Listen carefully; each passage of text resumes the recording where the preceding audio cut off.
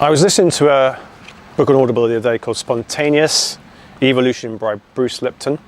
It was actually more of a kind of sounds true presentation event, actually, like a series of seminars and questions and answers put together. But so Spontaneous Evolution by Bruce Lipton. I've looked at his work before and he won't even mention things like coaching, and I'm going to make a link to coaching now based on his work, very scientifically based. He'll talk about leadership and community and culture, those kind of things. So it's just a natural extension. I quite like it when you can take something that's on one level disparate, doesn't actually connect to it, you know, the actual idea around coaching, for example, and see nice connections. And one of his books, perhaps better well known, is called The Biology of Belief, which I've talked about before, and is really about the conscious and subconscious mind and how cells operate.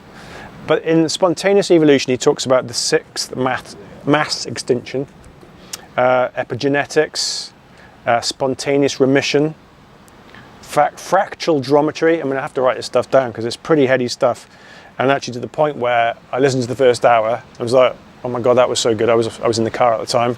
I've got to listen to that again and take notes, which is why I've got my notes in front of me. It was only literally start of the week, so it's still pretty fresh for me. Now, he talked about an evolution and how actually it's not random, it's not necessarily survival of the fittest, it's actually more about adaptive mutation. And I really like that in evolutionary terms, is it's adaptive. So it's how we adapt, you know, maybe not survival of the fittest, but survival of the people and organizations and organisms in his sense that change best, adaptive mutation. So let's go down. It's my David Attenborough moment, not a bad spot for it in fairness. Evolution, so we've got, can you think what the first one is? You've got fish, amphibian, reptile, birds and mammal. Okay, there's the evolution. Bit of a shortcut, but that's what we've got. Then he talks about on the other side, this is a spontaneous evolution, about revolution. So evolution and revolution. Well, what was happening in human society, and this is a crazy link to make, that actually aligns and ties to those, the evolution and the revolution. So the evolution, fish, amphibians, reptile, birds and mammal, and the revolution on a human form. So he describes the agricultural revolution being akin to amphibians. How, you know, we came from literally, can you see the sea behind me? Came from there and literally to where I am now to start dominating the oceans and the land. Just like the agricultural revolution.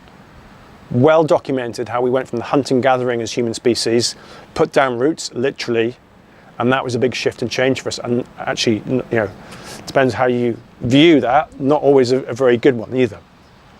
The reptiles talks about the industrial revolution. Think about the big manufacturing, the kind of big giants of the factories, jobs for life, you know, cities in some cases that are built around this giant reptile organization, if you like, the great big monoliths.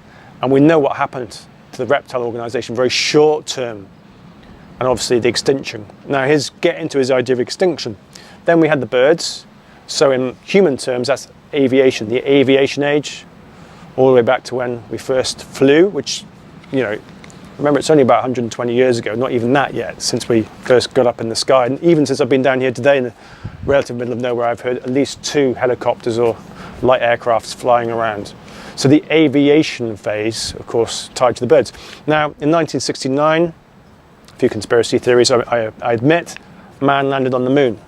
And Bruce Lipton describes in Spontaneous Evolution, that was the pinnacle of the aviation age mapped across the birds. Now then, here we are, mammals. Now, of course, a lot of these overlap. There's still reptiles around, of course there are, but I'm pretty safe to say there aren't any, you know, a T-Rex around the corner as far as I know.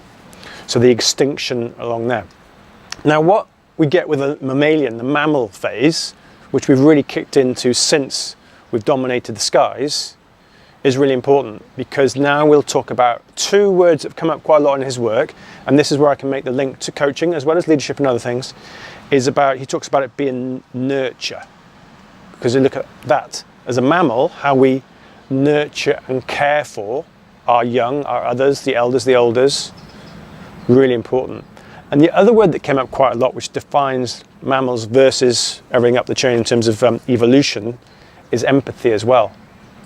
And it's no surprise, you think about, you know, the big manufacturing, this is in South Wales, I can head an hour that way and you can see towns and villages that are, you know, it's like the dinosaurs have left, it's a wasteland where manufacturing and coal mining used to be.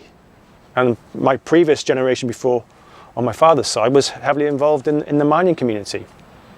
Hardly anything of that nature at all. It's extinct, literally extinct.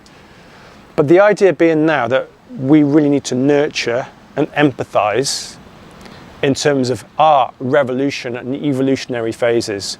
And the reason I mentioned that, jobs for life have changed, the big corporates are being challenged. I'm not going to mention them, they're being challenged. We can obviously see scandals and those kind of things. Actually, the independents are doing pretty well because we want that nurturing sense as a consumer, who and what we interact with.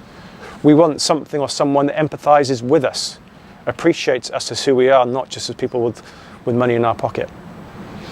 So yeah, some pretty heady stuff in terms of Bruce Lipton, spontaneous evolution, with evolution on one side and revolution on the other.